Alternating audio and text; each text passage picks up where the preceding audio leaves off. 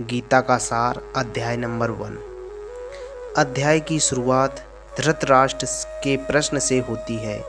वे संजय से पूछते हैं कि कुरुक्षेत्र के धर्म युद्ध में उनके पुत्रों कौरवों और पांडु के पुत्र पांडवों के बीच में क्या हो रहा है।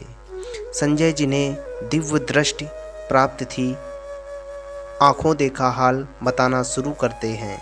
दुर्योधन पांडवों की सेना को देखकर अपने गुरु द्रोणाचार्य के पास जाता है। वह दोनों पक्षों के महान योद्धाओं के नाम गिनाता है। हालांकि दुर्योधन बाहर से साहसी दिख रहा था, लेकिन उसके मन में पांडवों की सैन्य व्यवस्था को देखकर थोड़ा डर भी था। इसके बाद भीष्म पितामह और अन्य योद्धा शंख बजाकर युद्ध की घोषणा कर देते हैं। जब अर्जुन अपने रथ पर सवार होकर युद्ध के लिए तैयार होते हैं तो वे श्री कृष्ण से कहते हैं, हे अच्युत, मेरा रथ दोनों सेनाओं के बीच में खड़ा करें ताकि मैं देख सकूं कि मुझे किनसे लड़ना है।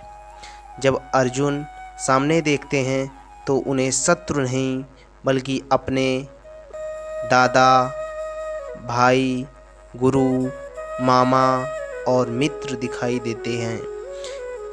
अपनों को मारने के लिए सामने खड़ा देख अर्जुन का हृदय करुणा और शोक से भर जाता है।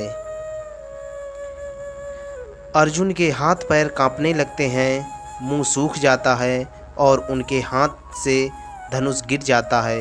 वे कृष्ण से कहते हैं, अपनों को मारकर विजय प्राप्त करने से क्या लाभ है।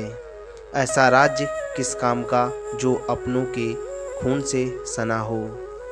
अपनों को मारने से कुल का नाश होगा, जिससे अधर्म बढ़ेगा और कुल की परंपराएं नष्ट हो जाएंगी। वे कहते हैं कि युद्ध में अपनों को मारने से अच्छा है कि वे भिक्षा मांगकर जीवन बिता लें।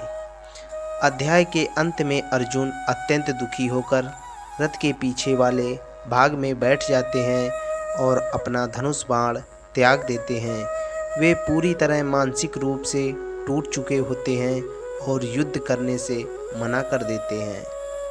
यह अध्याय हमें बताता है, जब मनुष्य मोह और ममता में फंस जाता है तो वह अपने कर्तव्य से भटक जाता है। अर्जुन का विषाद दरअसल हम सभी की वह स्थिति है जब हम जीवन की कठिन परिस्थितियों में निर्णय नहीं ले पाते हैं।